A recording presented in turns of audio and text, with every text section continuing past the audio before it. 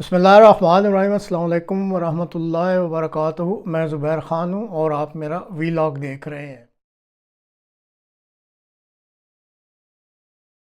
मैं सऊदी अरब की एक सड़क पर खड़ा था कि एक गाड़ी मेरे करीब आकर रुकी। उसमें से एक अरब लड़की उतरी और मेरे नजदीक आकर पूछा, क्या तुम पाकिस्तानी हो? मैंने बड़े फख्र से इस बात पर सर हिलाया तो कहने लगी, तुम पाकिस्तानी क्या हो? आज तक मुझे समझ नहीं आया।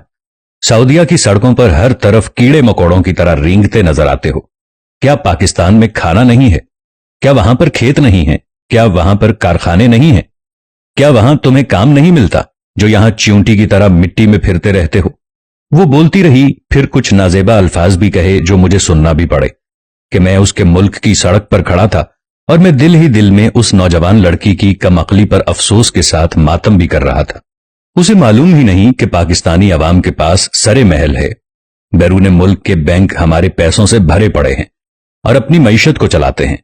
दुबई में हमारे बड़े बड़े प्लाजे हैं, लंदन के महंगे इलाकों में हमारे बहुत से फ्लैट्स हैं और प्रॉपर्टी है। अमेरिका में हमारी बहुत सी मिल्कियती चीजें हैं। हमारे पास रायवेंट का महल है, हमारे पास बिलावल हाउस की शान शौकत है, हमारे पास बनी गाला के महल हैं। ऐसे महल तो उसने ख्वाब में भी नहीं देखे होंगे, क्योंकि आज तक मैंने ऐसा नहीं देखा। मैं अपने अंदर अंदर चीख चीख कर कह रहा था कि जाओ जाकर पनामा की रिपोर्ट देखो, हमने टॉप किया है उसमें।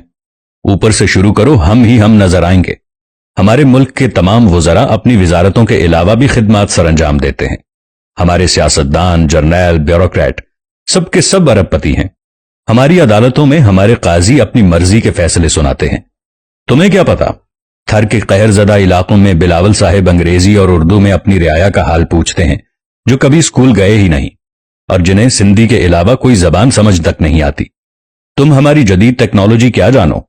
हमारा वजीर आजम दिल के ऑपरेशन के फारी बाद सूट पहनकर बगैर सहारे सीढ़ियां उतरता है।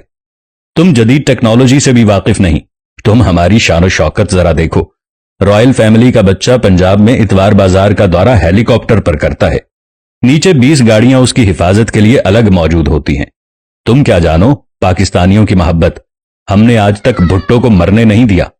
हम अल्लाह और रसूल की इतनी नहीं मानते जितनी पूजा अपने सियासतदानों की करते हैं। हम एतकाफ में बैठकर जिनसी इबादत करते हैं। तुम हमें कीड़े मकोड़े कहती हो। तुम क्या जानो हमारे यहां रिटायरमेंट के बाद भी बहुत से बड़े लोग रिटायर नहीं होते।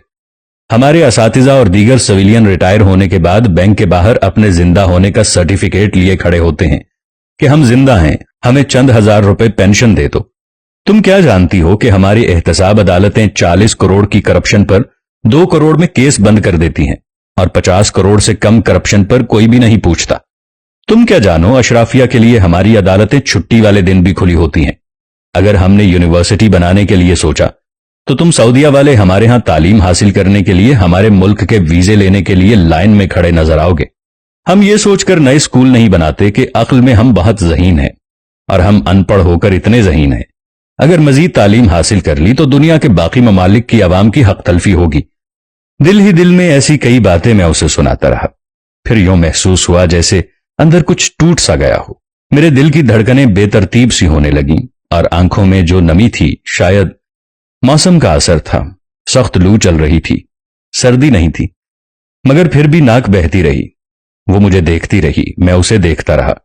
फिर दिल ने जोर से आवाज लगाई कि हमारा भी कोई मद्दे मुकाबिल नहीं है और कोई हमारे खिलाफ साजिश न करे। जब उसकी नजर मेरी बहती नाक पर पड़ी तो उसने उबकाई ली और वापस अपनी गाड़ी की तरफ जाने लगी। मेरी समात ने उसके ये अल्फाज सुने कि तुमसे बड़ा कोई बेगैरत मैंने नहीं देखा, और मैं उसी के मुल्क में बेआसरा होकर अपने कमरे की तरफ जाकर न जाने कितने साल से सिर्फ यही सोचकर रो रहा हूं कि हम अपने बच्चों का पेट पालने के लिए परदेश में कैसी कैसी बातें सुनते हैं।